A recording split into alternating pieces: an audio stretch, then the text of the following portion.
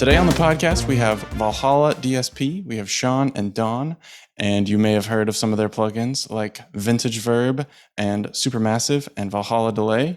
They are my favorite plugin developer, and I've been fanboying for the past couple of weeks. Excited to have them on the podcast, so welcome. And my first question for you is, at a wedding, talking to a stranger, how do you describe what you do? I'm a software developer. Okay. And it probably doesn't go much further than that. They don't ask further questions. Or like I try to explain it, and then it's like, well, you know what an Instagram filter is? It's like that for sound. Okay. It's very good for me, like being in the physical world, how much people absolutely don't care about what I do. It's just like, I do software. I'm my own company. It's reverbs. You know reverbs? No? It's a niche. You're like, here, let's sit down for 4 hours. I'm going to break this down for you. Yeah, I never do that. But I kind of read the room. It's like, yeah, you don't really care. That's all right. Yeah, you just see it on their face, like, all right. So anyway, yeah, that light over there. Just like change the conversation all quick. Exactly. Do you use your anthropology major, Sean? I absolutely do. I think that what it is, it's like it was more of a way of thinking about the world that has really come in handy. As I think like the big idea for that was cultural relativism is such a big principle for me, which extends. It's like the main place it shows up in the reverb design is just, well, there is no absolute best thing. There's going to be stuff that some people prefer and others don't, and for very different reasons. Everyone's going to bring their own culture and psychology and personal preferences into things. So when it comes to reverb design, I will come up with algorithms, and sometimes like, this is great. Sometimes I think these aren't that great, but I may be wrong about the ones that aren't that great. And it's like, for example, SuperMassive these are a bunch of algorithms that did not match the goal of what I was trying to do. Like, something I keep working towards is, how do I get a more realistic reverb sound? And it turns out that's a lot harder to get like a sound of, say, a short realistic room than a huge modulated, space reverb. But then again, it comes to the cultural relativism. It's like, well, whatever, like, put them out and let people decide. Let the market decide, or just like, or put it out for free if I don't have confidence that it's a useful tool for generically. I wanted to talk to you about SuperMassive because you guys put that out for free, and it is, in my opinion, the best free reverb out there. And you did it during COVID as a gift to people who have fell on hard times, was kind of part of the blog post I read. So what was the thinking behind that? Any like insights into making SuperMassive? Well, it's honestly a lot. Like, as I said, a lot of those algorithms were things I tried to make, more conventional reverbs, and just hadn't worked. Like, a lot of them were intellectual things, like based on like the theories of Michael Gerzon, very sort of advanced feedback delay network and all pass techniques. And they just didn't really have a home. But right before the shutdown happened, I had given a couple of lectures at the University of Victoria in Victoria, BC, and a really great academic program there. And it's like, people were really excited. And part of doing that, I came up with examples in Max for Live. And most of them were just simple examples. They don't sound that good, but there's a few that sounded really cool. I remember playing them for Dawn, the Max for Live patches before I went up there, because we could actually meet in person at the time. Like, this is literally like March 4th or something. And oh, wow. you said you're like, oh yeah, that one should be called SuperMassive. Like, so Dawn named it, and it's just like, oh, that's fun. And then when I came back, came back from that trip, and like already coming back, stuff was shutting down. And within a week, we were all indoors for the next 2 years. And so I think it's like, there's really cool sounds there, but they're not necessarily something I could put a $50 price tag on. It's like, well, let's put this into a simple plugin, because that warp control had been part of the original Max for Live patch. It's like, and let's make it a freebie. And it was really something that working on that, I think, was a way of getting through those first couple of months. It like just gave me something to focus on. And, it's like, I don't know how long I'm going to be doing this. And it's like, I didn't know what was going to happen to the company. I didn't know how much people would be buying software, if anyone would want to be doing music indoors during the shutdown. It turns out people want to do stuff indoors during the shutdown. That's what they wanted to do. Oh, yeah. But but so worked on that. It really gave me like, a way to work on these reverb ideas that I've like over the last couple of decades I've tried, and like I don't have a home for them, but also is very much dealing with the stress of things. And like it gave me a project to do during those first couple of months. So it's really like kind of a way of just like dealing, or one could argue not dealing with the situation. So Yeah, it was escapism, but for a good cause. Escape into my work, and it's like normally works like, okay, and we'll put this out, and hopefully this doesn't destroy our business putting this out. And What were the results? Is it destroyed? no, Okay, we're doing just fine. So good. it's and SuperMassive ended up being very popular. So Yeah. we've had a lot of people download it. So that's been fun. And I keep coming up with ideas for it. We're actually like coming up, I think May 19th is like the 2-year anniversary of the releasing it. And we've got 2 more algorithms that I'm putting into it. Very nice. They're like a combination, kind of like they start off as delays, but they turn to reverb, but in a different way than I've done before. So, Well, I make a lot of ambient sound design pads for Soundiron, and I use your products every day for that. And so I love how creative and stretchy things are, especially SuperMassive and ValhallaDelay. yeah, the stretchy thing is was a big one for both of those. And Dawn really influenced a lot of the stretchy. Like Dawn wants everything abusable. Like, okay, I was like, why can't I click on this and have it work? It's like, oh, well, it doesn't do that. It's like, why? Do I care? I'm like, I explain. He's like, I don't care about that. Can you make it work? Yeah. What do we got to do to make it happen? And sometimes I'm like, no. But sometimes I'm like, yeah, okay, John. That's like Mike. Mike knows about that. Like, You mean and Chris, I have this idea. Like, can we do that? our tech lead. He's a wizard, but he's also very rational, and I'm not. So if I'm like, I want to, can it do that? He's like, but god damn it. So, but I don't know what I'm gonna do. I'm following the sound or Sure. trying to replicate trying to get as close as you can to a playable real instrument to make it as tactile or behave as in a way that you would expect. And which is so amazing to me, because like when I first started doing DSP, I was working at this company down in the Bay Area that was an offshoot of Karma at Stanford, and like they were doing physical modeling, and it's just like physical modeling is the way to do these realistic instruments. And then we saw like right when like I think it was like Giga Sampler was the first one, but we also saw it on the video game side. Like people started streaming like samples, like preload the beginning of samples and stream them off a hard disk. And it's just like the plummeting cost of RAM and hard drive. It's like you start seeing like sample realism just shot through the roof compared to what it was at the beginning of that millennium. I think the reason that it will take a very long time for modeling to take off, if it ever takes off, is and which is bizarre to say, honestly, because I do believe that in most cases technology seems to want to go toward the most linear and efficient path. But with sampling, computers don't listen to music for fun. Humans do, and humans are trying to experience things that have emotional resonance with them. And most of our experiences through life are built out in the real world with real experiences, music played by humans, etc. And you don't want the perfect French horn. You want one because it'll sound like a synthesizer. And why did you bother to model a horn if you could have just had a really amazing synthesizer that sounds like that? I mean, I don't know. Soundtrack I come back to is Blade Runner 2048. The soundtrack for that. The sounds in the synths there were like a cyborg dream of a French horn to me a lot of the time, or a euphonium. They just had these very super real qualities to them. But that's go there. Like, why are you trying to sound like a real instrument if you're gonna try to perfect it and remove all the points of the real instrument?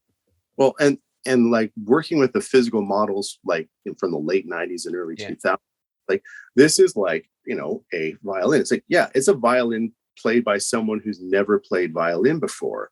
Yes, it does. Oh, you hear those, like how like those horrible sounds? That's exactly like a real violin played by someone. It's like, it's like someone could be playing violin for 20 years and still not sound as good as someone that you're going to record. Like, it's like just because you've done it for 20 years doesn't mean that you're at an orchestra level or something like that. Mm-hmm. And physical models tend to be like, have the realism of that versus like, well, what we don't want is something with all the playing dynamics of the real instrument, because that's like if I got behind the wheel of like a modern Ferrari, it's like, you see those people that like buy those supercars and literally driving out of like within 30 minutes, they've destroyed it. Yeah. That's what a It's lot too of much physical machine. Yeah. That's what a lot of physical models feel like for me. It's like, this is more control than what most people could actually handle. And if you could handle it, you can handle it because you can actually play violin. It's like, well, you probably also have a violin. Yeah, you got to understand how the car or the instrument works. If you don't know what all these different techniques do and how to use them, then it's just, you're like, all right, well, it's like getting in that car, you Yeah. just, all right, just smash the gas. We'll see how fast this thing goes. And then And that's just single samples. So that would be just like a string sustain, synthesized or modeled, versus the real thing where you might have occasional hairs on the bow pop or snap, or things like that. The grit, the quality, that it's not just noise. There's events, kinetic events occurring that have literal, functional, and mechanical meaning and impact on the way the sound is occurring. So it's all coherent in a way that our brain can detect. That isn't just like, okay, well, this is a little bit of high white noise we use to add bow sound or something to that effect, right? You can't just simulate every component, because it's not just an on-off switch or a valve or something. It's like, no, that was a part of a kinetic event.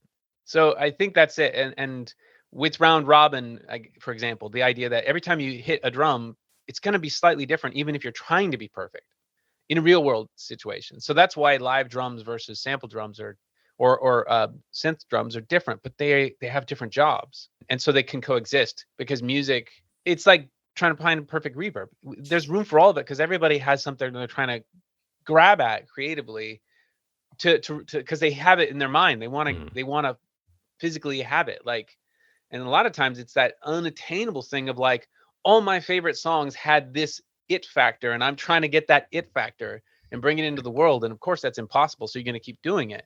And that's going to be your taste in music or sound or effects and how you shape your music, I think, on a personal level. So yeah, it's like you're searching for that feeling where it's like that thing that kind of like made you like, oh man, like connect with that sound. And it's like you're trying to recreate that feeling almost in your own music or whatever you're. Yeah. I mean, there's a reason, like with reverb, the fundamental effect in all of music production, you guys make it. There's nobody there who doesn't have reverb, and that is the very first effect, I think, unless you like have go to Guitar Center to get your first pedal and they don't have it in stock. It's a reverb, or your amp has it.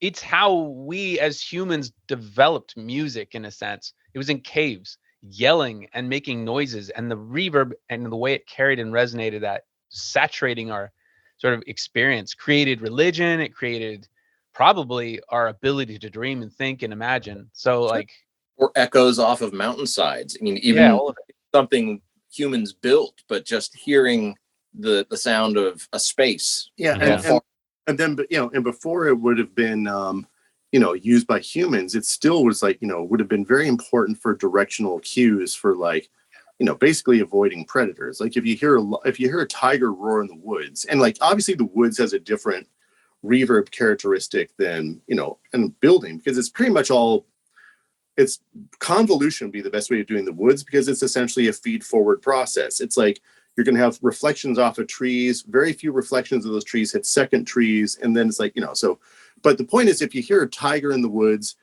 and it's got reverb on it, it's far away. If you hear a tiger in the woods and it's kind of like that growling and there's no reverb, you need to run. You're dinner. Yeah. So I think that before it was ever even used by humans, it was used as kind of like important directional cues for like animals to avoid predators. And in conjunction with that, I think even from the beginning, it was entertainment. The other day, my dog was in his little, he's got this run on the side yard, and our air conditioner unit is there, and the heating coils, they resonate, and he would just put his face kind of toward the grill and just bark and listen. Bark, and like in this deep bark that he doesn't normally do, but he was just basically hypnotizing himself with the sound of the reverb. He's like, I like how this makes my bark sound. Yeah, he did. I used to do that as a kid, like sing into a box fan. Yeah. Oh yeah. Noise that it makes, where it's just like, I don't know. Sound is the most. it's like the toy you can take with you anywhere in a weird way. I think that animals have probably been playing with sound since animals started to be able to sense it and play, I think. Sure. Well, and reverb, that was the first thing I bought to go with my 4-track in high school. Was I have to have reverb to record and have it sound cooler, because boy, that's going to make the 4-track sound cooler. I bought delays. I didn't really care much for reverb. Oh, Parrot. What No, about? hey, delay is. I mean, I think they're like cousins or brother and sister. I don't know what you. Delay and reverb. I mean, they're kind of all, or just division, or like kinds of the same thing. Sure. And the guitar player might be a delay that I could use. Yeah, I wanted the reverb. Yeah, for me, it's just like I just like, because I program the things. I just look at reverbs as a bunch of delays. Yeah. You just make it together special. What was delay for now? all right? So what was your first 4-track and what was the first delay?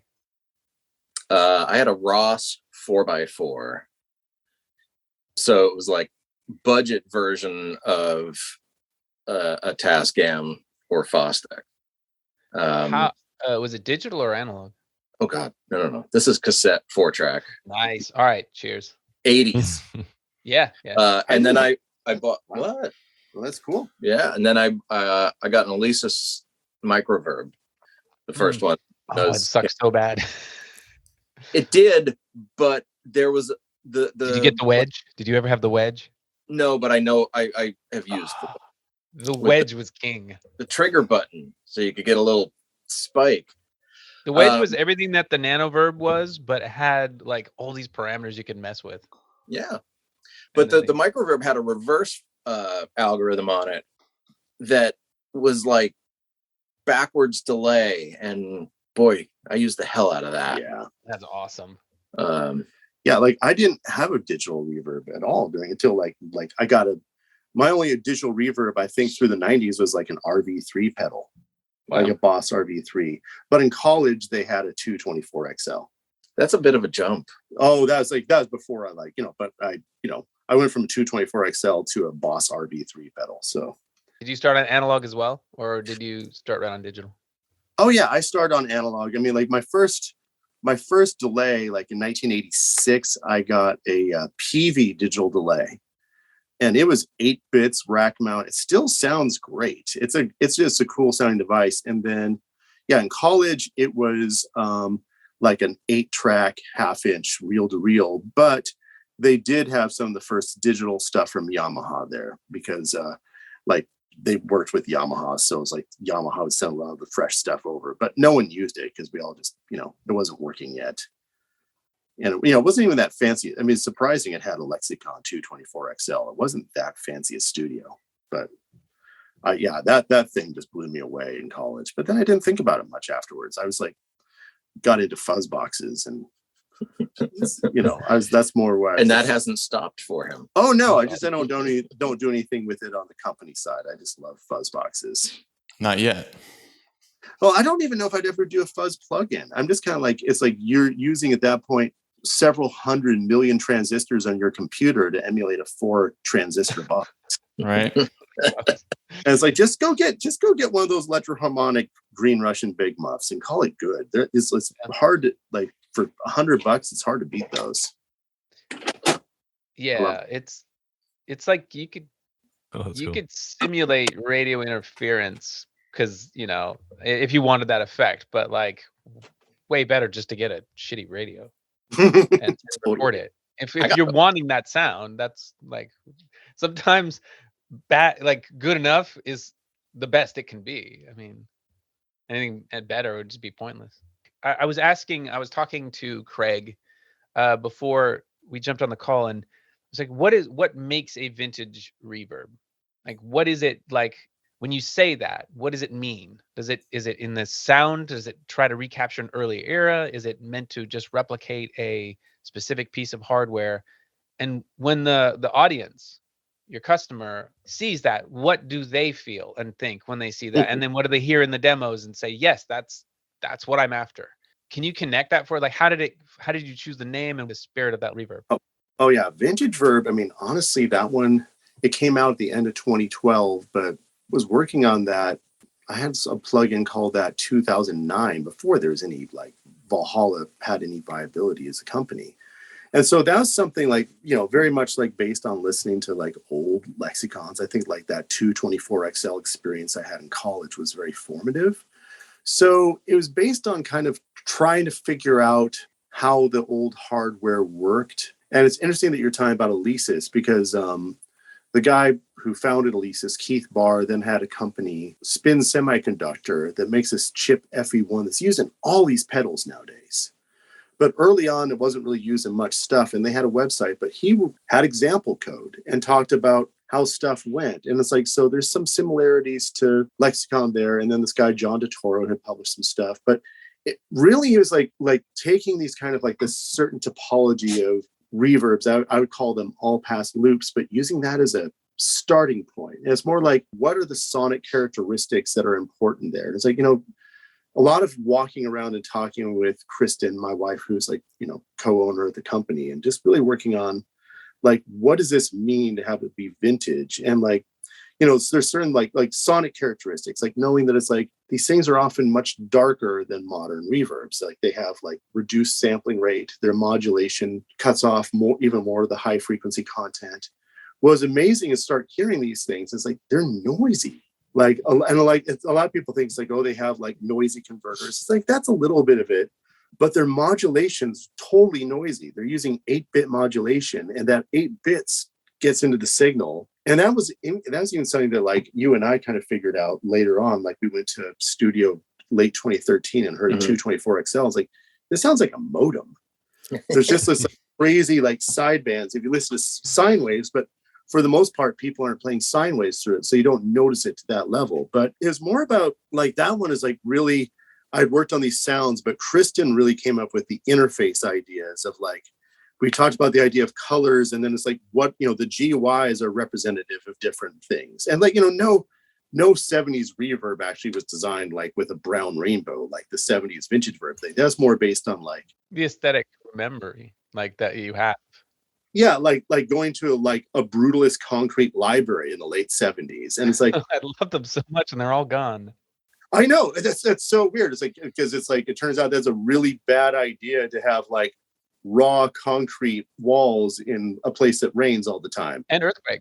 Oh yeah, all of it. And like, it turns out that like rebar in concrete, it needs something covering it. Otherwise it's going to be bad. But evoking that, and then like the 80s is very much like, the 80s have very, I lived through that. I know that. I mean, I lived through the 70s too, but the 80s is much more like, that's obvious. And then now it's like, well, and what happens if you have these same algorithms, like the now era or whatever color it's called, is like, what if you kind of remove as much of that coloration as possible and like have these algorithms in their more modern day sort of theoretical form? Like, how much is the coloration important? And I'd say it's like, I think that the coloration is very important for that. And yet I've done plugin synths like, SuperMassive. There's none of that. It's very clean. It's very, and, it's just more, it's like, is it important or is it not important? It's like, it doesn't really matter whether or not it's important so much as taking a stance on that product. For this product, it is important. For VintageVerb, it is very important to look at like the distortion and coloration and noise of these and dark frequencies and let them be in there, as well as like this lush modulation. And the lush modulation is like, honestly, that's based more on, it doesn't sound exactly like the 224. It certainly doesn't sound like the 4DL, which most of the algorithms didn't have that sort of modulation. It sounds somewhat like the EMT 250. It sounds nothing like the AMS or Quantec reverbs that had no modulation. It really was more about my memories of the 224XL. What years was that mainly in use in studios? The 224XL? Yeah.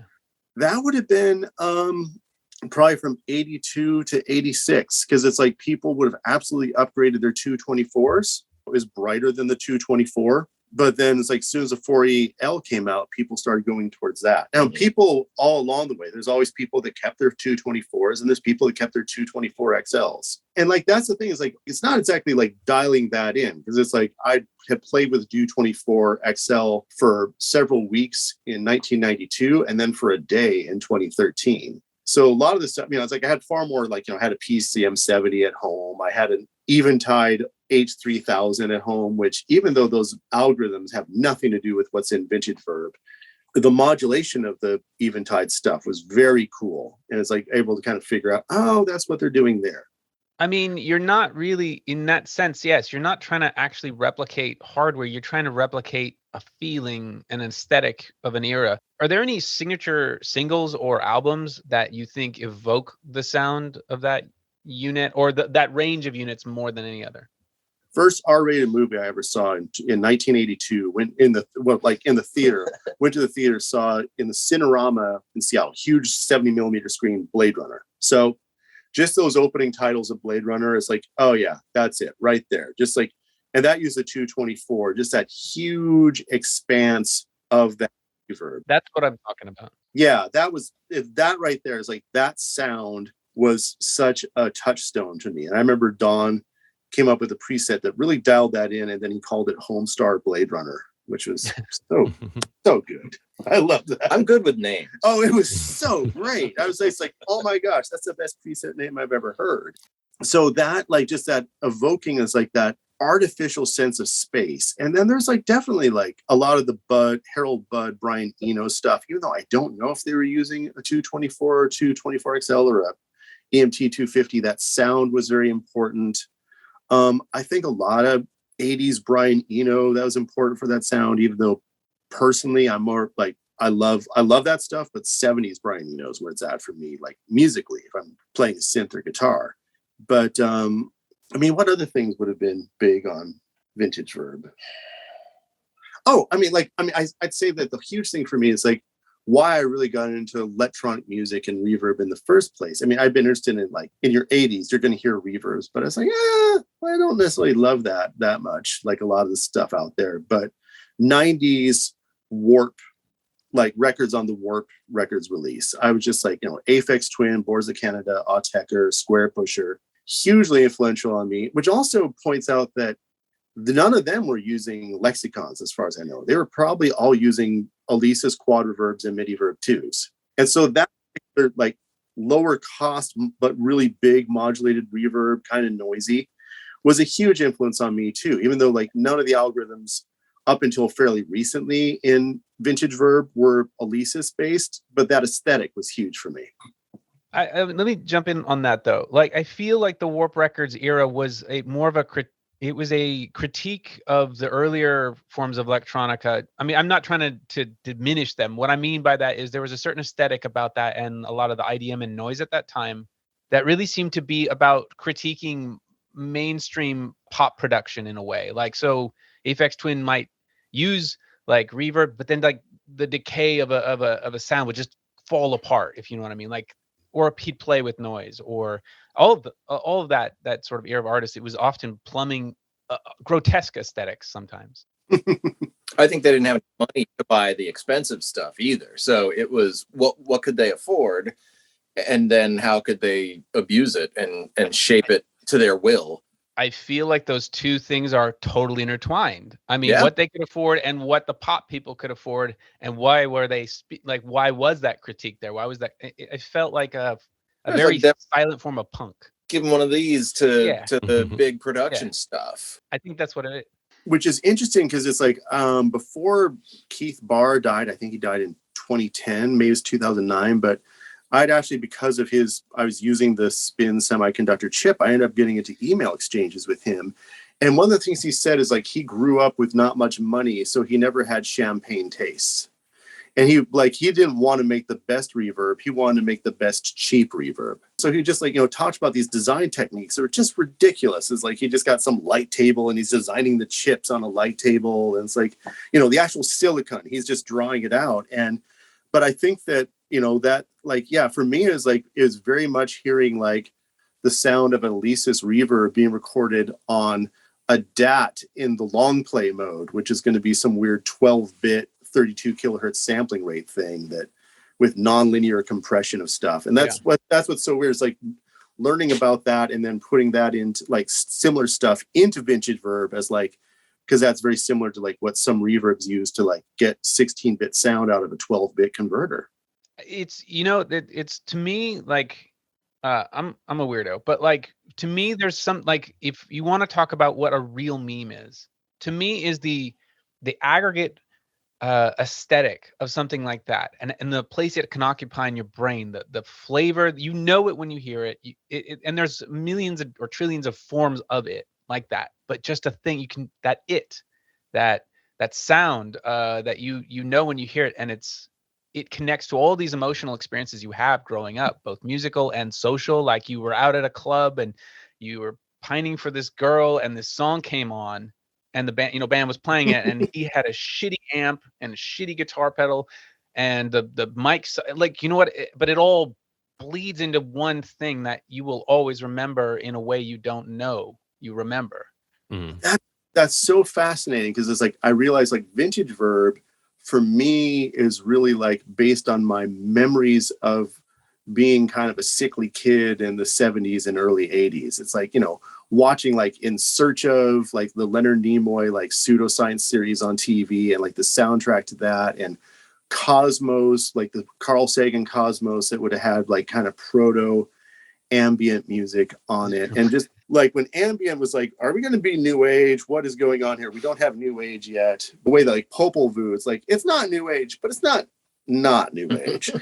And so, but influenced by that, but it's more like, just like the band Boards of Canada is more like the memories of that sort of music, but musically doesn't have that much to do with what was going on in the 70s, other than a few like public service things that were played, like, from the National Film Board of Canada, or like, Canadian National Parks. But for the most part, they're taking like melodic ideas from Aphex Twin and Autechre, but doing it in this way that's more evocative of the 70s and early 80s and VHS and like, scratchy film strips and all that. VintageVerb is kind of like my memories of 70s and 80s reverbs. It's like, it became like, it's definitely like, it's based on that stuff, but then it's very much warped by Warped Records, and it's very much warped by my memories of the 70s and 80s. So, Yeah. And then like going to brutalist concrete libraries and buildings that have all since torn down after being up for all of 30 years. Yeah, of all the places that would have been amazing to convolve, like the old city hall in the town I grew up in was just like this nightmare of like I don't know, like I mean, there was just this revolution in concrete production after World War II, and they didn't demobilize, and so everything was made of concrete for a while. And no one was thinking about like, the stuff in World War II. It's like, it's going to last forever. It's like, oh no, it didn't. And like, they talk about concrete that's 2,000 years old. It's like, yeah, it didn't have That concrete. different concrete. Still trying to figure that out. Can you tell us about your research and development for plugins? So you decide you're going to make a phaser or something, and are you stockpiling different hardware units? What exactly is going on over there? Depends on what it is. Like sometimes it's like I will stockpile hardware units, but depends what it's like. For example, VintageVerb, I definitely stockpiled hardware units to do research for VintageVerb, like old lexicons, Alesis, Ensoniq, like not the super, that it would rent stuff like that. That was stuff for the research. For ValhallaDelay really started off because I got a Roland RE301 in a music store, and like after playing with that, I was like, oh, I need to model this. But then would acquire more. It's like got a 201 to model, and that one is like, well, also just because it's a 201, it's the greatest thing in the world. Same with like a Ensoniq EP3, but then a lot of like Bucket Brigade delays. It's like, and this isn't my favorite thing. Electro Echoplex. Echoplex, That's, yes. No, the EP3. Oh yeah, the Echoplex EP3. That thing is just, and I haven't quite modeled that one yet. I don't know if I'll be able to in delay, because there's actual like, it's like you'll say, oh, there's ways of having it done. It's like there's something specific about the physics of the Echoplex that if you do it realistically, whereas like if you change the delay time, it takes a little bit to hear it because you're moving the record head, not the playback head. And that really changes the physics around, but you're moving it between 70 milliseconds and 700 milliseconds. ValhallaDelay gets up to 20 seconds. So if you try to do that there, it might be weird. I might just have to fake it and say, oh, you're moving the playback head. But yeah, we definitely got like stuff like acquired gear for like, delays and stuff like that. And some of it is like, oh, this is cool. I would love to own this on my own. Like, a few of the tape delays, but some of them I want to sell. Bucket Brigade delays is more like, okay, we need to have a bunch of influences for Bucket Brigade. And those are, because those have very specific frequency responses and all that.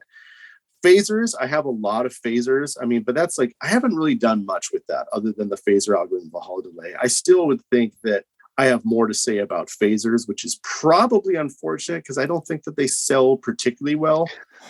Like from other plugin developers, I don't hear that the phasers are the big money makers. Mm-hmm.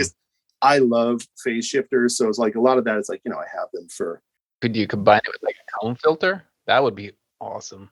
Like a sweepable comb filter? I think it's just like sweepable things in general would be a cool thing at some point. Like just like, okay, here's like a bunch of different resonators, whether it's a comb filter or phase shifters or parallel filters. And then there's like a modulation section. I've thought about that, but I have a more conventional plugin to get out the door first. And then, but other things, it's like, so there's stuff I definitely will get gear for research. Phase shifting is more like, I love phase shifting. So that's possible research. And I don't actually have any research project for fuzzes. I just like them. And then synthesizers, I thought like, should I do a soft synth? And I was like, I would love to do that, but I think it's hard. I mean, like, just because it's like all because of like just having all the MIDI stuff in there, like, like the playback of that is very, very difficult. And then it's like one of these things like, okay, I need to like catch up now with like people like Andrew Simper of Cytomic, his filter design, and Urs Heckman. It's like they've got a good 20-year lead on me in doing that sort of stuff. It's like I've been doing my thing for 20 years. They've been doing their thing for 20 years. And it's like we all have our specialties. And it's like I definitely have things I think I'd say, but it's like but that's like, it's saying, am I collecting synthesizers because I'm going to do this as a product, or is it because I'm obsessed with sounds and that's just kind of it's more of a side effect. Yeah. Of what, or like reverb design is more of a side effect of that.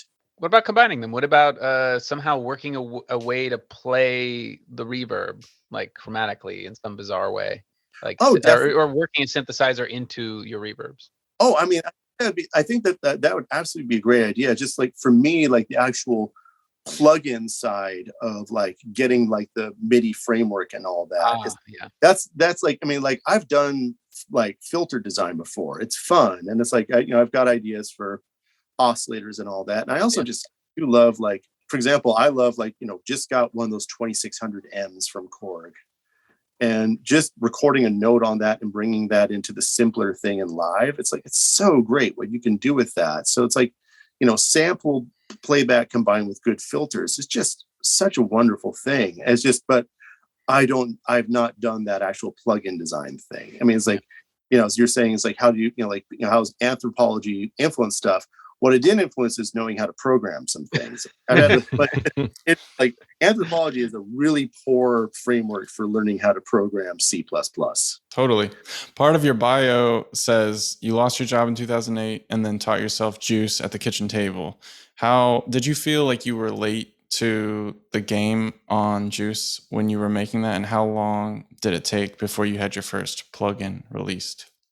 I was late to the game in terms of just life. Like I studied this stuff in college, but I didn't seriously study it until talked my way into a class at UW in 1998. Like I was 28 years old and got a job in it at the very, turn of the millennium. But, so it's like starting my own company at 38 very much felt late. I didn't feel late with regards to JUCE though. JUCE was still kind of up and coming at the time. Like there's definitely people using it.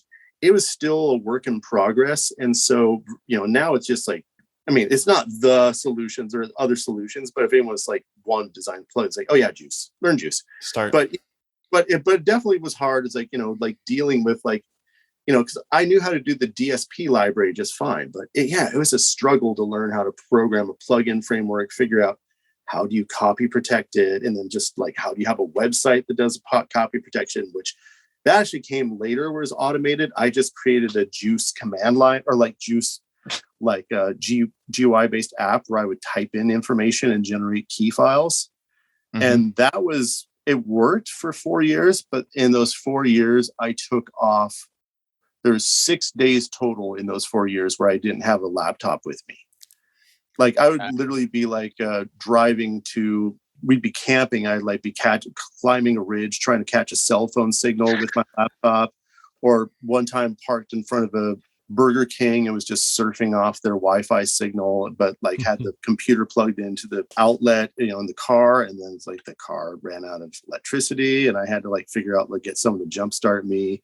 A lot of parking in front of because there's a lot of camping back then too, because it's like that very cheap activity. And so there's a lot of like just okay, kids, we're all going to hang out in front of this closed library for a few hours while dad does work. It was weird. It was like, and it turns out like websites, if programmed correctly, are really great at automating that stuff, but it took time and money and outside developers to develop that for us. So one of the big things about you guys is you say that every day is Black Friday at Valhalla. There are no sales. Can you talk about your philosophy there? I just think it's like, I think $50 is a good price. I think it's a low price for what we give. And I think that, but I also think it's like, I just kind of hated sales. Like I remember like Kristen was very influential about this. She was like, it was like, we should price stuff at $49. She's like, $50. That $9, like putting the nines, like round up, make it real, let people know exactly what they're doing, like instead of any of this psychology. But then, but it's also like, it's like the more I actually started working with pros like Don et al. Yeah, come on. It's like realizing that the sale thing, at least for me, it's like, it's something that's like, well, one is like, I like my sales to be kind of like my insulin, very steady. Nice. Like I don't shoot, but just blood sugar in general. It's like I like having just a kind of steady, like, because it's like without having, without getting into too much detail, like, yeah, our sales do go up on Black Friday. Don't know why, but they stay pretty steady throughout the year. There's not like, whereas I've seen people that like when they move over to a sales model, it's like you get big bursts of stuff and then like not much going on the rest of the time. But it's also about like for pros, it's like, you definitely get people that will buy stuff on sale when they can and like get a great deal on it. And then someone like Dawn gets sent a session from someone that you got to mix and you're missing a plugin. Mm-hmm. You can't wait. He was like, well, I'll get this to you in 3 months. Right. When it's on sale. Yeah, I'll wait until Black Friday to finish this. Sorry. It's like, it's like you have to do it that day. So you have to buy the thing. And so like my goal is like, how do we have it so that it's at a price that's reasonable enough for like the hobbyist or whatever, or people that are kind of aspiring stuff. And it's also, we have the free stuff for that. But if you're a working pro, that if you get a session, you're sent that, you'll be like, oh, I can buy that right now. Yeah. It's like, it shouldn't be too annoying to buy that day. I mean, it's like, I've like even seen like on social media, some like larger producers say, it's like, like, oh man, it's like, I guess I have to buy the Valhalla since I keep getting sent all these sessions that have it. Right. It's kind of like, yay. It's like, that's not exactly a resounding endorsement, but it is because everybody is using it. It's peer pressure.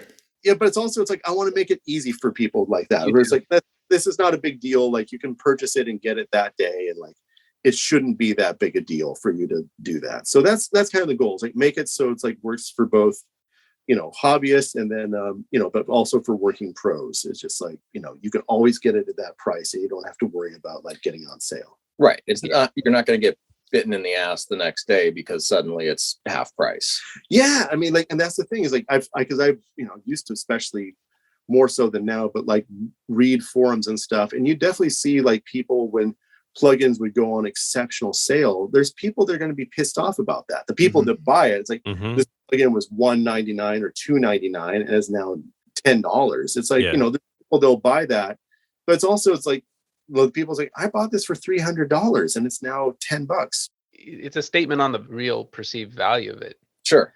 I wonder on something on pricing, because it's speaking of like starting out with 4 tracks. I mean, it kind of came from the same place where you have a hobby that really isn't supported by like, your family or anything like that as a teenager growing up. And you're what can you afford? You go down to Guitar Center, Sam Ash or whatever, even more recently, say you can go online. It's still, you have ideas in your mind you want to get out. What can you afford? And how do you make it worth the while? And so it's like that $50 range really is important because you think about how many hours of labor that is, how many paychecks saving up that is for somebody who's a student or just wanting to make music from, without any real money to work with. They just have ideas. And so like we have some more expensive professional products because we kind of cater to like soundtrack people, but like most of our products are under $50 because it's like, well, it's for that. Like, oh, I'm doing this project and I really need this one kind of weird sound. Oh crap, it's right there. Bam. Like, and we want them to keep using it. So we pack it with as much as we can in quality and honestly to like finish the catharsis of like, we're going to sample that. Let's get it out of our system and have it all there. But there's a lot of it, like a lot of why we pack more like synthesize and sound design content in there is so that if you only had $50, you're going to get a lot out of it. That isn't even about that instrument. It's like things evoked from it. Sometimes with like things like SuperMassive or something, like just, sound designed, modulated content that takes it beyond. So the point is that you get, you get as much bang for your buck. And more importantly, it's the more music that's out there, the better the music will keep getting. It's not just quantity over quality, but rather that the more accessible it is to people who are inspired, regardless of where they are and their situation economically, the diamonds out there will come to the surface, and that, the really inspired people will get their music out. I think that's so true. If you have people say, "Oh, music isn't good compared to what it used to be," it's like, no, you got old. That's always going to be a subjective, like, what you grew up with, you're going to hold it close to you, and everything new is like, eh. Yeah, but it's like the sound of music nowadays. Like, look, this is just like people in their home can make stuff that sounds so amazing compared to what you have to have like the high-end studios to do. And I think that's just a great thing. And it's like some people's like, oh, well, then that just means that anyone can record. It's like, well, sure, anyone can record. So it's not like, so that's not the gatekeeper. Just like anyone can, like, it's like I used to think, for example, like, comedy is something that, it's like I like comedy. I remember like on Twitter, you see these people just start tweeting and like within a few years, they have a couple of 100,000 followers. It's like, they're funny. Yeah. I'm tweeting jokes and I get like a couple of, it's like, that's like, it's like, it really is a thing. Like, you will, I mean, like, yes, I'm sure there is like pay for play and all these blah, blah, blah things, but there really is like, you can get your stuff. It's like, you don't have that as a access to the technology is less of a gatekeeper than it used to be. Yeah. The playing field has been leveled. It's with just how good everything is.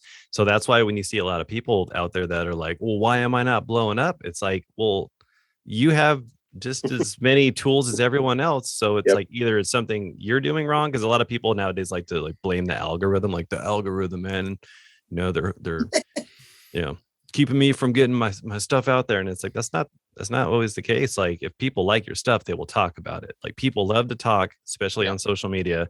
If they like it, they will tell their friends, they will post about it.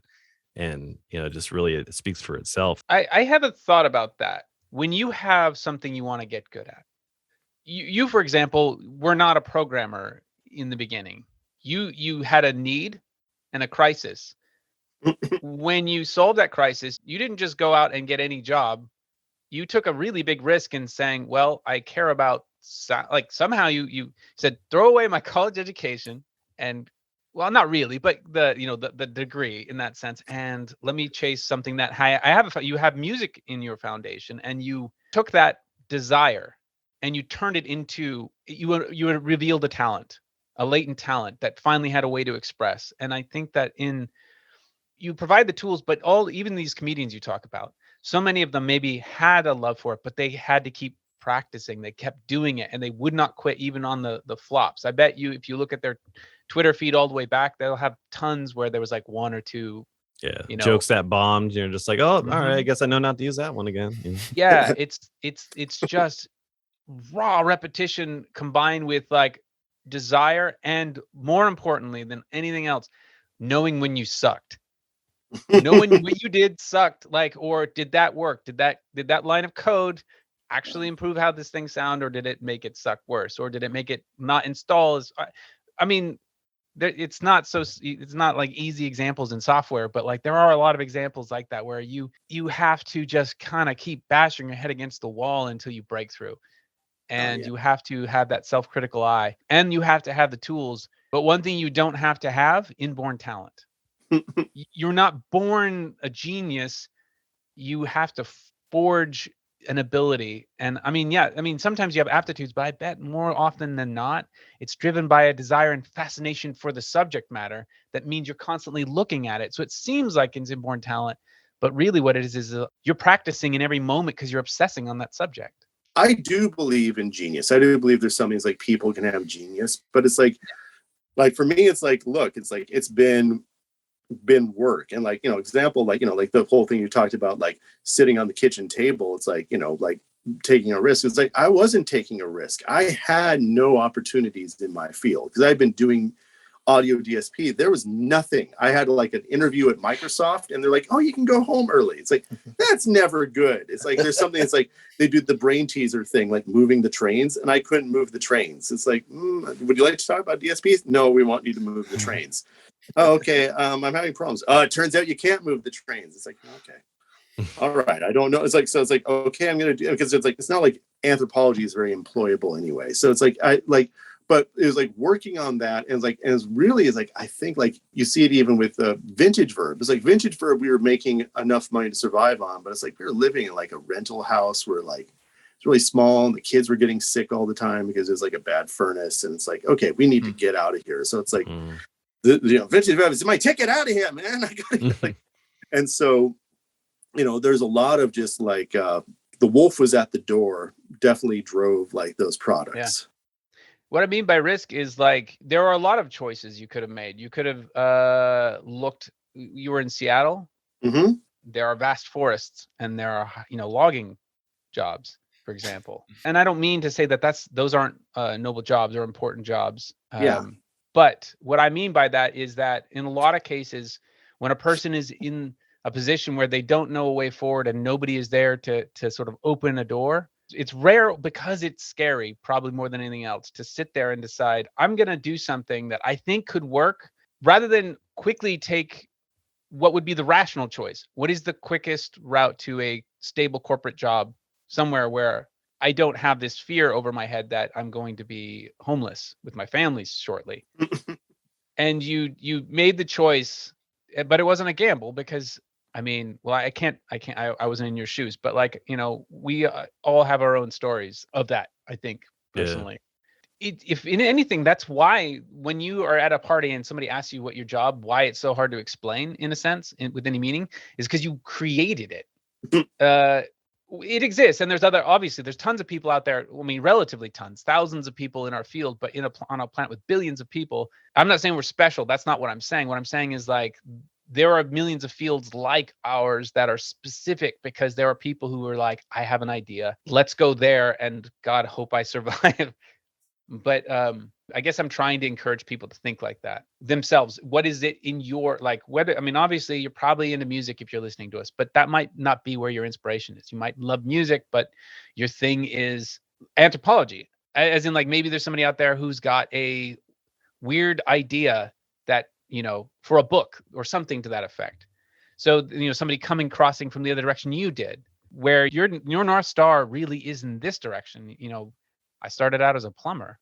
So, I mean, or at least, like that was my first like real job growing up.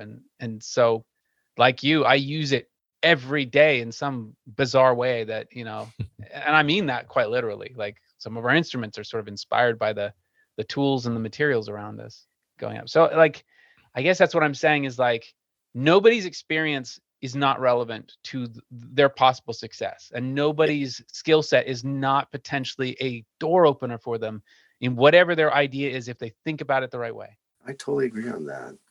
I also think it's like what I found is like, even though I was an anthropology major, it's like I really wanted to do computer music even in college. There just wasn't a degree for it. And then when there was a degree for it, it's like, oh, it's too late. You can't go back and do that. And then I did go back and do that. But if you can like find a way of like, what's amazing about, like I was doing, studying computer music 98, 99. I was like, I didn't know there'd be a job for it. I just had to do it. If you can take what you're obsessed with, like what your just biggest obsession is, and somehow turn it into a job, that's so much better chance of working out than just like, oh, I can do this job. It's like, because it's like that will keep you going when times get really hard, because you're just genuinely, that's what you want to be doing.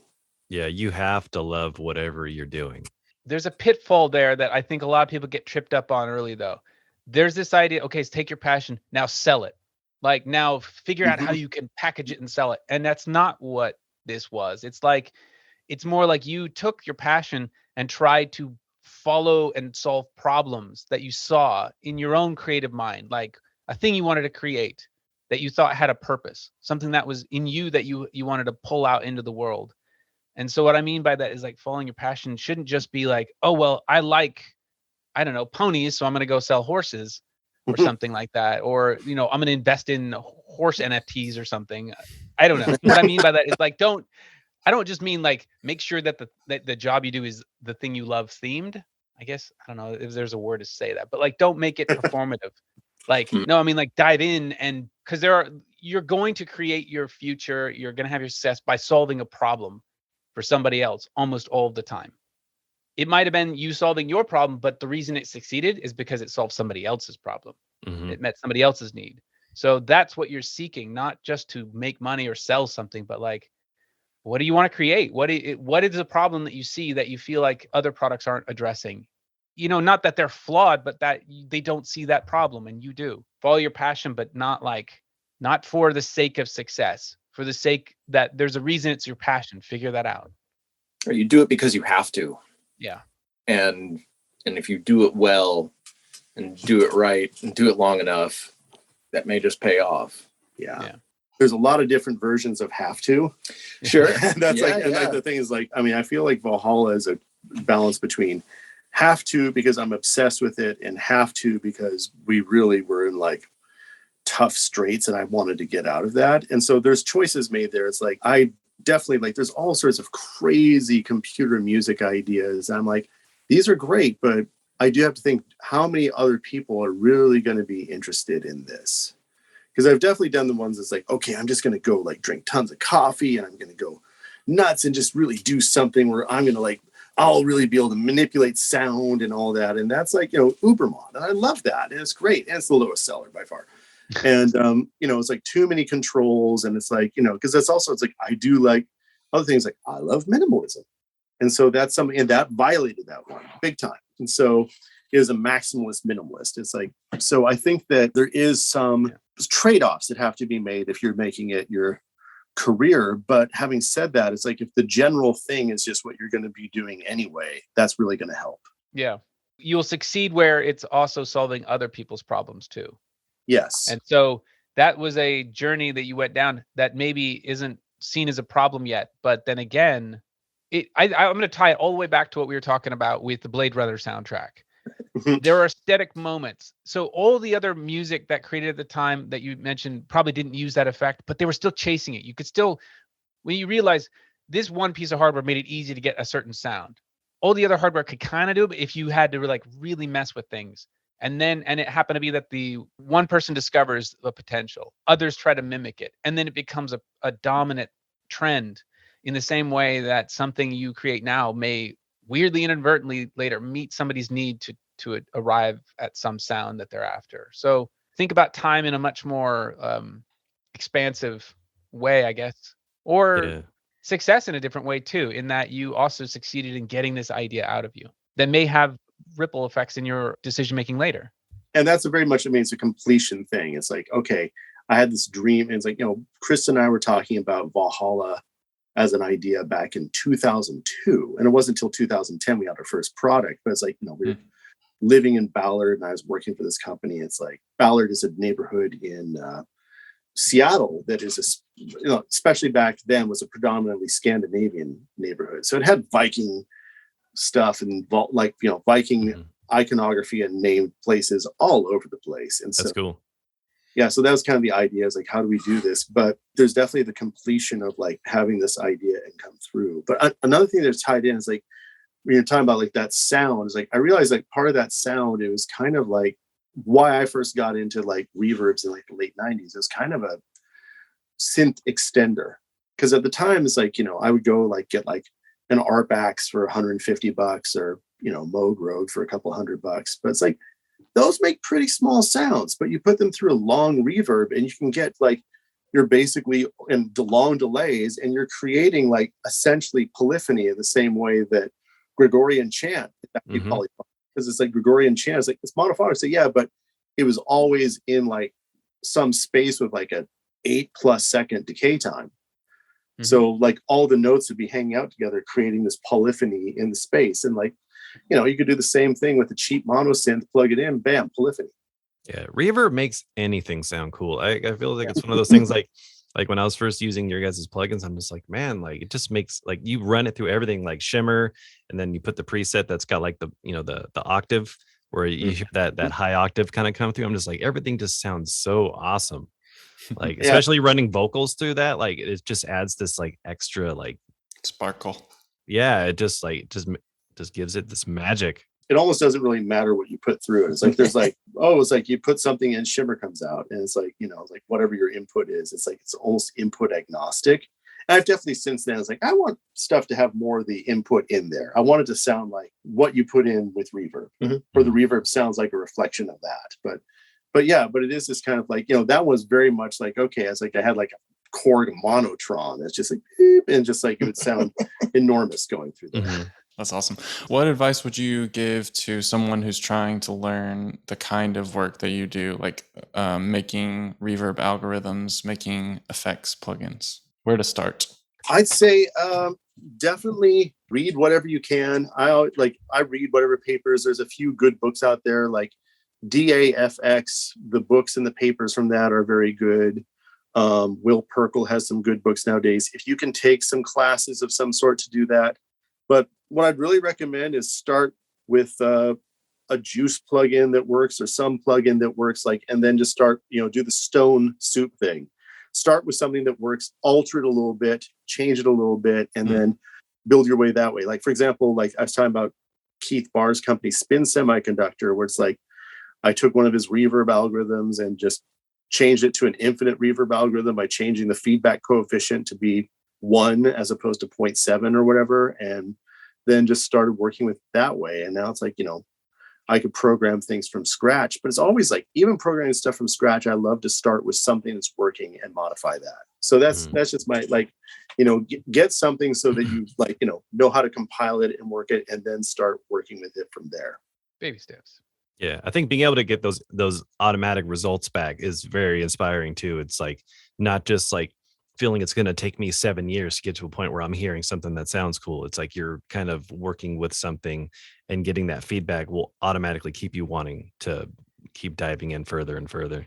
Exactly. And then the other thing is, like, I would recommend, like, instead of starting out with like C++ coding, start with some pre-existing computer music language. I call them computer music languages because, I'm coming from an old environment that you can work with. I mean, like when I was learning it, it was C sound, and that was new at the time, like compared to like, the mainframes that they were using when I was like an undergraduate. But, use like Pure Data or Max MSP or Max for Live in Live, or I know Bitwig has some synthesis capabilities nowadays. There's other like just software synths that have like that are modular that allow you to bring in stuff like Reactor. I know a lot of people do stuff with that. So like that's a way of like learning kind of DSP concepts without having to know how to program. Now you'll have to learn how to program, and most of these I'm talking about are visual things, and like trying to do a complex reverb in an environment like that is just makes a terrifying mess of spaghetti. It's not configured for that. Like C++ is much better for doing like the same thing over and over in parallel with slightly different, variables, but it's still a great way. Like those, computer music languages are a great way to learn how to get stuff and see if you have an aptitude for it. If you find yourself up at 3 a.m. all the time doing this, then that's a key that then maybe that you can keep going with this. Nice. I like that. Do you guys have any personal projects that you're excited about right now? Don, do you have personal projects? No, I don't have time for personal projects. Ah. No, because my day job is producing and mixing artists. Okay. I like to say I work with children. I work with children. Yeah. I work with musicians all the time. Sounds about right. Yeah. So I have a very full plate making records for people. Do you have any projects you're excited about right now? I have a lot of things I'm excited about right now. They're classified. Well, no, one's a kind of debut album from an artist here in Seattle, and she's just a great writer, great performer, good singer. We just wrapped up tracking yesterday. I'm moving into the brave new world of immersive mixing and Atmos and stuff. Yeah. Oh yeah, so you got some speakers on your ceiling behind you. Yeah, so we're sitting in the middle of 7.1.4, and I'm trying to figure out the best way to go about all this. We have something new coming out that will take advantage of that as well. But I still have to work. I'm still working on learning that side of things. That's not what I'd call a personal project. That's work. Yeah, that's work. Yeah. That's work. That's a gobby job right there. It's like I'm not doing immersive stuff for fun.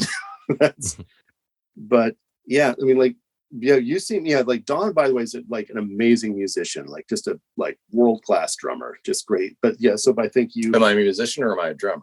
I wasn't gonna say. No, chicken or the egg? Which one? You have actual instruments around here. You have keyboards and stuff, real music stuff, guitar. Right. So yeah, exactly. But you work all the time too. And for me, it's like personal, like, I've been working on some personal music stuff, but then I started playing guitar again. It was so fun until it's like, oh man, it feels so good to plug in the amp. And like within a week, my tinnitus is just kicked right in. It's like, okay, that's why I'm not playing guitar through big muff, through loud amps, or even medium volume amps. So, back to making beeps and boops with synthesizers in my spare time. And then, and also, like personal project wise, I'd say that after, a couple of years of this pandemic, I found myself trying to get outside as much as possible. So it's like, my personal project is more like hiking and, just being in the woods, driving up crazy dirt roads. And there's times where it's like, I've been thinking about like, I go on walks and think about work. And it's like, I think I'm finally stopping having to do that. Like when I work on stuff, it's more like I'm working on that. And when I'm out in the world, I'm like out in the world. So yeah, you can separate them. Yeah, but really not anything like, like there's my job and then everything else. It's like not much music. As I said, I'm very excited. I've just got an ARP 2600M and I'm having way too much fun with that. But love it. But no great results from that. It's not like I sat down and made like, the great masterpiece with that, which is like, and that's the thing too, is like realizing it's like, if I was going to be Richard D. James, it probably would have happened by now. I learned this stuff because I wanted to be like him. It's like, no, it turns out this very weird, specific sidetrack I end up being good at. So it's an offshoot. Yeah. I have a few quick questions for you guys, and then we can wrap this up. The first one is, do you have a best recent purchase under $100? Ooh, good question. You turned me on to that cabinet modeling software. What is that? Oh, the Nembrini. Yeah, it's $23 on sale. The IR loader. Yeah. I've heard of that one. Yeah, I always think that like a Electro-Harmonix Green Russian Big Muff is right around $100 now. Mm-hmm. Mm-hmm.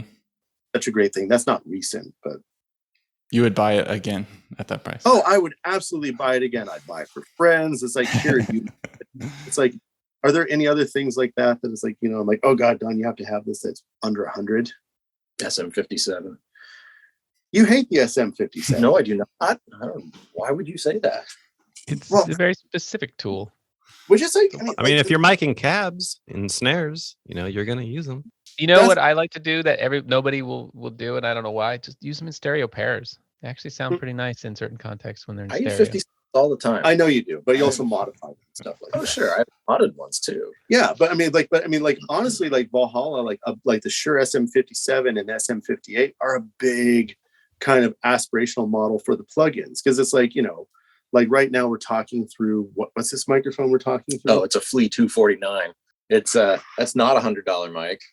and it sounds ridiculous. And it's like, I know that people talk about like all these mics, but it's like, do they own an SM57 and SM58? It's like, yeah. So I mean, like, pretty industry standard at this point, and it has been for many years. Life standard. Just like it'll do so many things. Have, that's why like Valhalla, I'd love it to be like the and for people. It's like, oh, I've got like this Quantec and I got Valhalla. It's like it doesn't need to be like, I mean, I love it. Like I am working, am working on trying to come up with like the best reverb ever, like not just like for the price, but ever. But it's fine to be like, I don't expect it to be the one tool that people use. I mean, like that's it's like everyone's like, it's like, It's like, I use a hammer, and that's my thing. I use a hammer. It's like, you might have a couple of hammers and saws and stuff like that. Different It's all right. sizes. Yeah. That's right, being the hammer. I use AltaVerb sometimes. Yeah, I don't you- always use Judas. How dare you? I know. No, I mean, yeah, you use all sorts of stuff. I mean, like, there's like great, like, I also like really tracking the other reverbs that are coming out. Like, I think like Matt from Liquid Sonic / Reverb Foundry is brilliant. His stuff is like both convolution and like his algorithmic stuff is like Tai Chi sounds great. Cinematic Rooms Pro is rapidly becoming like the kind of the new standard in like the post-production world, or one of the new standards. I mean, besides AltaVerb and the exponential audio stuff.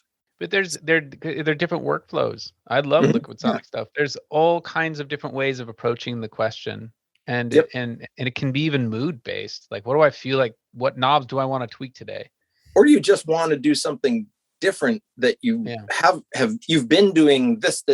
Oh, I've been throwing VintageVerb on a bunch of things. I just want to get in a rut. Put my head down a different path. Yeah, I get like nowadays I don't use VintageVerb much on my own music. It's like I know it's good, but it's like I'm much more likely to use SuperMassive or delay as a reverb. I use delay as a reverb all the time because like I've heard the heck out of VintageVerb. It's nice to like get a change sometimes. You know what I mean? Nearby our house, there's this amazing Neapolitan pizzeria, but it's like we haven't been there in a while. It's like you can get sick of that, and to get sick of the best pizza is sad. Yeah. I'm not saying that it's like we're the best pizza, but you know what I mean? Like just anything that you use a lot is like you want to get some variety in there. And so Yeah, I think especially anyone who's in a creative field, it's like you almost start to miss that explorative kind of thing where it's like you just want to go in and tweak some different stuff or see a different UI. Or it's like if you use the same guitar amp simulator all the time, eventually you're like, you know what, like you start to become numb to it and you want to like throw it away and like let's go through the archive, let's see what else I got, and just kind of explore and get lost in that whole world, you know. And you may even find that you don't have to go buy something new. You may already have the new thing just that you haven't used in 6 months or a year. Yeah, that's why people buy so much stuff all the time. They're just like, I need to be inspired, so they buy something new. But it's like, hey, maybe go through your plugins again, see what you know. Because there's probably a lot of people that buy stuff and just forget. You have plenty, I imagine. Most people now have plenty of things to keep them busy for a lifetime. Oh yeah.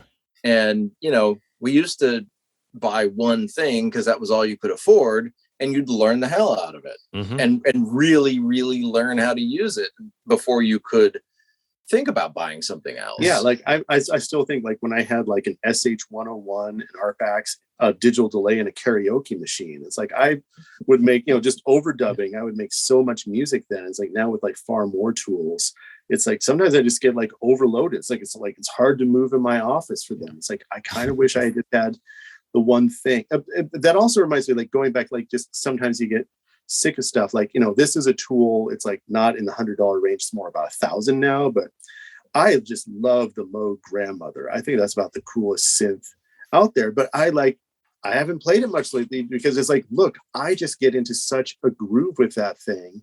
Like I've done so much with it. It's like, I kind of need to step away from it because I've done it. It's like, I don't want it to be like, that's just the thing that I do. And it's like, you know, that doesn't mean it's any less good. It's amazing. It's just like, I've overused it, but I still think it's incredible. I'm never going to sell it.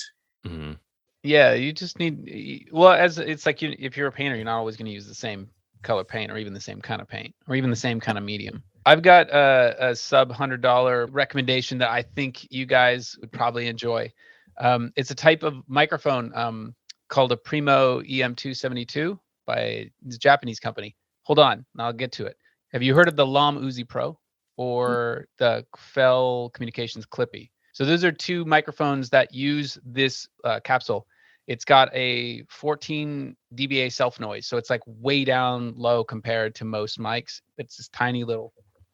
So a stereo pair, they come in XLR version or even down to 3.5 millimeter. And like that plug, but it's these guys. They sound incredible. They sound fantastic. They are tiny. They're easy to build into binaural and surround kinds of rigs or put anywhere. I cannot recommend them enough. They sound fantastic. really sensitive, really low noise. Like, have either of you ever done field recording for like ambiences or nature? Sure.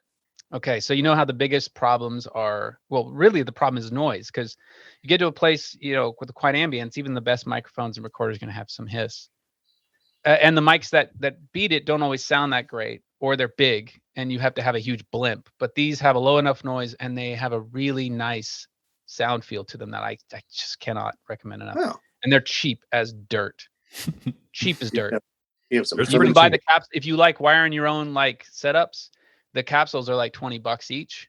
The Wow. finished mics are like 55 pounds each, thereabouts. Well, at least for the Fell Communication one, they're in Britain. The other one, I think LOM is in Slovakia. I'm gonna get that wrong and probably offend somebody, but like the LOM stuff is amazing, but hard to get. They don't make huge batches, but the Fell Communications ones, they make them pretty. Are those the bulk. mics that are being put into a dummy head? Yeah, a lot of people do that now. That because Yeah, I wish I did. I don't have any of the spare capsules. So these are the housing you see is the housing by Fell, or that's provided by Fell Communications, and it's a clip-on mic, but you don't have to have them in the clip. Okay.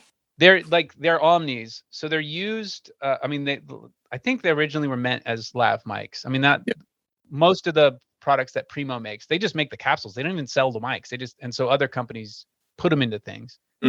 But they have this remarkable low noise. And I mean, it's honestly, it's even better than the specs because the sensitivity is really high. So you can be in a very quiet ambience and suddenly make it sound like you're in a jungle, even though it was just like a park, because all the birds are suddenly really loud, but the hiss is not up Wow. loud. So you're not really, having I kind of stumbled on them like 6 months ago, and now I own like 20. I think if you just look up EM272, they'll probably be one of the first ones that come up.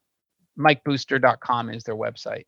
Okay. I can't recommend them enough. They're awesome. And that shop, the Nick, he's great. So for anybody listening to this, like if you're like a recordist or an artist and you really are looking for really nice sounding mics, they sound really good up close on stuff too, not just as a room or overhead.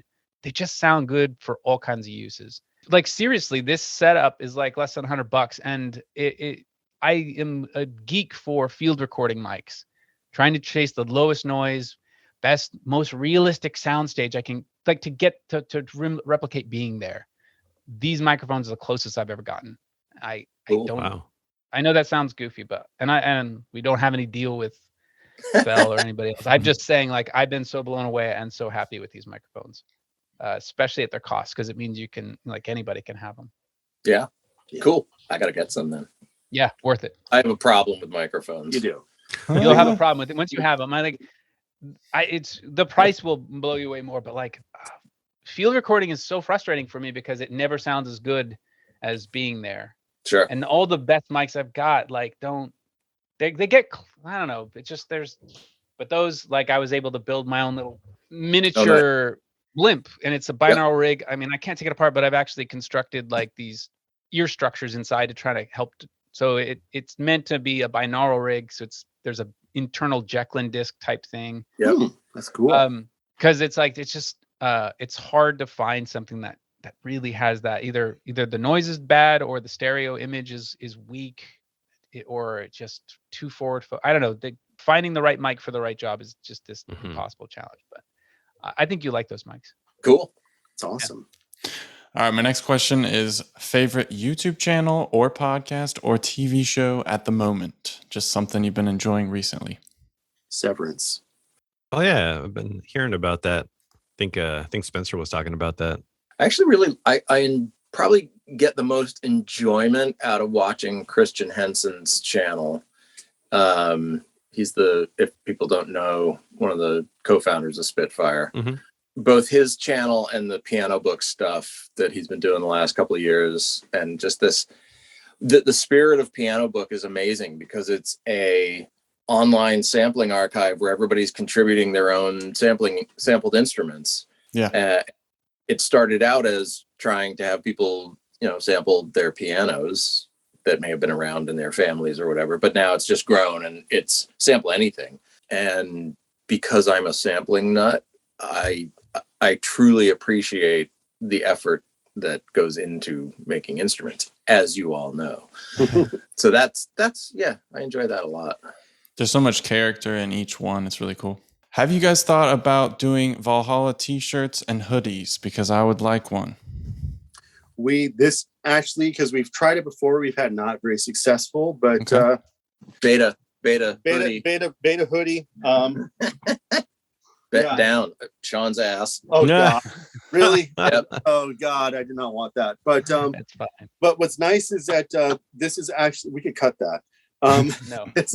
This is very comfortable. I don't like, this is from, and we're like, I think I want to like talk to Kristen about like, let's go forward with this. This is from Printful, but it's like, it's held up under washes. That's one of the big things. It's like, you can't like with these like print on demand places, you have to kind of give it a few months and see if it holds up beforehand. Because like we've done stuff before that like through other companies, I won't say who, and like the shirts didn't hold up very well over a couple of years. And so I've heard from people who use Printful. So yeah, we're going to work on that.